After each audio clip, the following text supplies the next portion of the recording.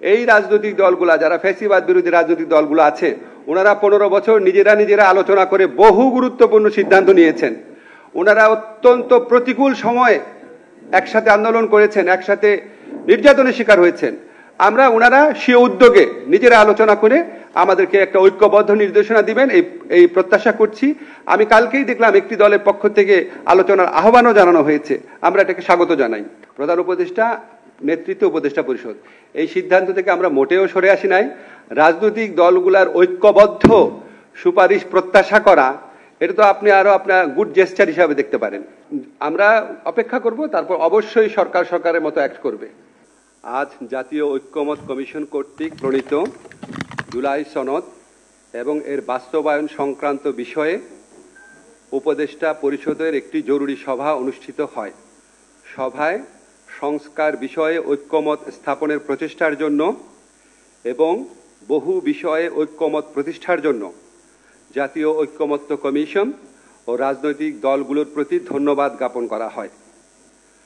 উপদেষ্টা পরিষদের সভায় ঐক্যমত কমিশনের প্রস্তাবিত জুলাই জাতীয় সনদ সংবিধান সংস্কার আদেশ চূড়ান্তকরণ এবং এতে উল্লেখিত গণভোট আয়োজন ও গণভোটের বিষয়বস্তু নিয়ে আলোচনা করা হয়।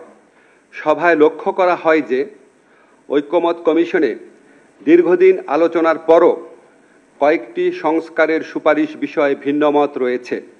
গণভোট কবে অনুষ্ঠিত হবে এবং এর বিষয়বস্তু কি হবে, এসব প্রশ্নে রাজনৈতিক দলগুলোর মধ্যে যে মতভেদ দেখা দিয়েছে সেজন্য সভায় উদ্বেগ প্রকাশ করা হয়। এই প্রেক্ষিতে গণভোটের সময় কখন হবে, মানে গণভোট কবে অনুষ্ঠিত হবে, গণভোটের বিষয়বস্তু কি হবে, জুলাই সনদে বর্ণিত ভিন্নমতগুলো প্রসঙ্গে কি পদক্ষেপ নেওয়া হবে তা নিয়ে ঐক্যমত কমিশনের প্রস্তাবগুলোর আলোকে জরুরি ভিত্তিতে চূড়ান্ত সিদ্ধান্ত গ্রহণ করা প্রয়োজন বলে সভা অভিমত ব্যক্ত করে।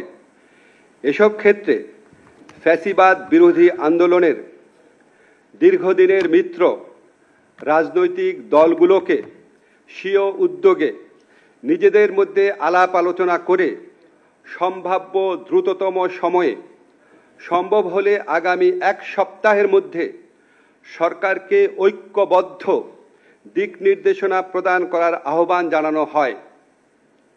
এমন নির্দেশনা পেলে সরকারের পক্ষে সিদ্ধান্ত গ্রহণ অনেক সহজ হবে।